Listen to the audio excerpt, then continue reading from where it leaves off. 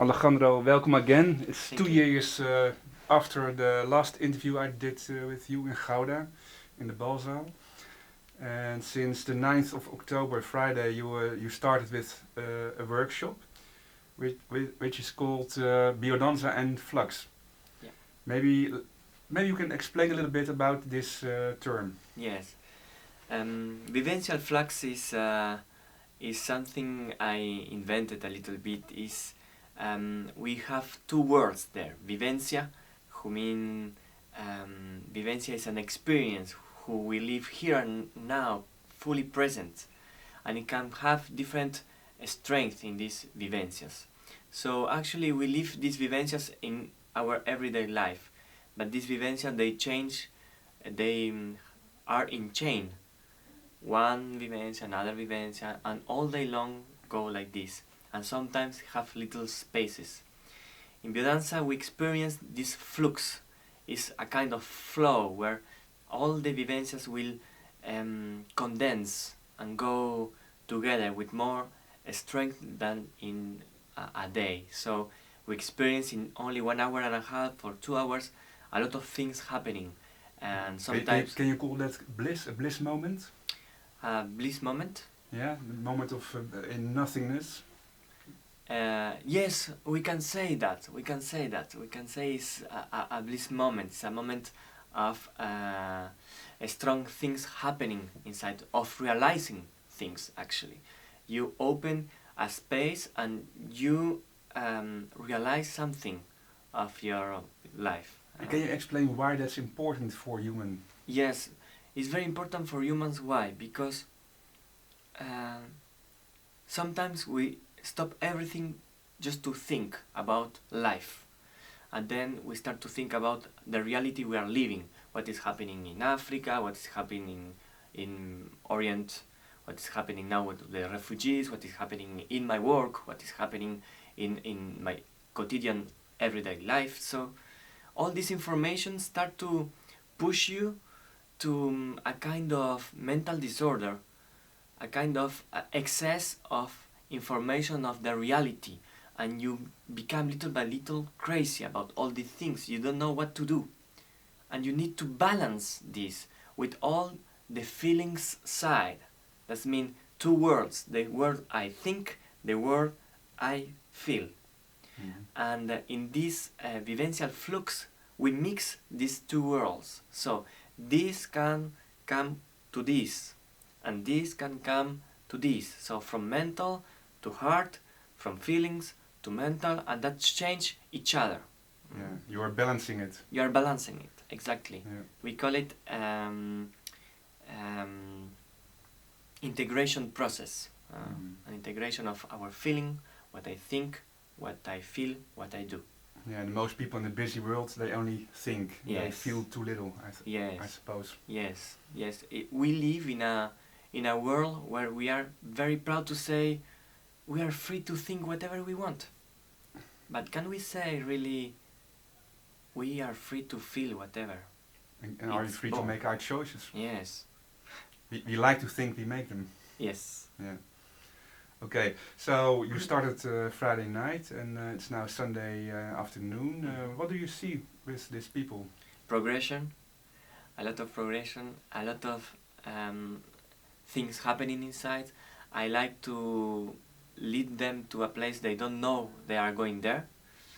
So little by little they start to know me also, and this is very important. It's a feedback between the dancers and the teacher, because if you are expecting something and this something don't happen, then you get upset because you was like waiting something. But when you are not really waiting something specific, whatever you will find, it will be a treasure. It will be okay. So I'm leading them to places they didn't expect, and they are excursionists. They are going there to find a part of them they didn't know it was there. So you bring back their expectations, if there are any, Yes. to a 0 point. Yes, and this is the hard part of my job, but it's also a lovely part. Yeah. Don't Can you expect tell us nothing. what's your secret? How do you manage that? Because Playing is my secret. To play, to to make games, because that call the inner child to come and play with the others. So it's very ludic, actually. I do this work in my life because it amuses me. I like to put my inner child outside to make people laugh, and also if laughing they can learn something, it's a blessing. That's a blessing. So we call this inner child to come out to play. People are very serious because life is very serious, and that's not true. Sometimes I like to see life like a kind of game, and the one who win this life game is the one who get more amusement of Yeah, it. yeah. So playing is one of your Tools. tools, but I think also your selection of music is very important. That's what I Yes. think. Maybe Yes. and the dance. Can you tell us a little bit more about that? Yes. Music and the dance is the tool who mainly. That's why we call biodanza, because is the dance is very important. And the music will allow us to enter in this dance flow, dance who start to change to become something else, another dance. And in all these different dances you discover different things. Each music comes from a different country, and a musician will create this music because he or she feel that in that moment. So we have nostalgic music.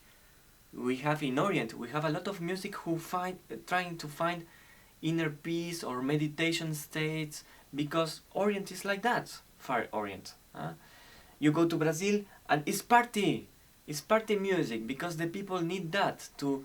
It was a country who suffered a lot in the past, with all this problem with the slaves and so the music there is a music of reunion, of put all the tribe together to make parties. So in biodanza we will use music of all around the world. We will use music from Argentina, por ejemplo, of passion, tango, fire, to go and conquest things. But we will use classical music who allow us to open mind, to see what is more far in the horizon, to dress ourselves. We are going to use African music who is a contact with our truth. Human start to walk from Africa and they spread all around the world. So the African music have is very ruthy, is very engaged with our ancestors. Yeah. So we use all music around the world for all our dances. Yeah, but there are thousands and thousands parts of music you can choose, and I think every biodanza workshop will be different for you. And I think it's a talent that you have to choose the right music. Thank you. Yeah, that's very good. And I also heard that it's scientifically proven that music and dance really contribute to health and vitality. Yes. And it's nice to say it like this. We can scientifically prove it now, but it's something we already know than more than 3,000 years ago. Remember, we have Orfeo myth. Orfeo is a nice guy from the Greeks who have a lyra who Apollo offered to him, and he went in the world doing music, and with this music doing a lot of different kind of miracles.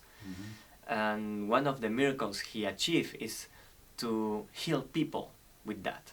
So the ancient Greeks knows music heal people.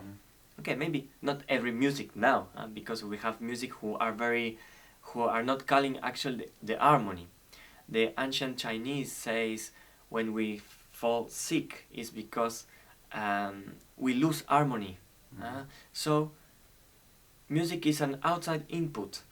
We put music, we have a lot of harmony inside, and the people who are in recovery, they will recover more fast with this kind of music. I just ask you, what do you see in your group? And you say, I see progression. Let's keep this word, and let's ask about your progression. I interviewed you 2 years ago. What's your progression in the last 2 years? Wow. Well, a lot of things happen. I become father again, so that changed a lot of things in my life. Aims of life change when you have your family, you have your place. So I work now with more conviction, more and more. so more attached to earth too. Never forget the dreams, but my progression was in my work to professionalize it more and more and more. So I'm not looking for perfection, far from that, but I'm I'm trying to present the things the better I can in every time I can. I do it the best I can. Do you do it by yourself, or do you collaborate with your family or maybe other facilitators? Well, I don't do it by myself. It's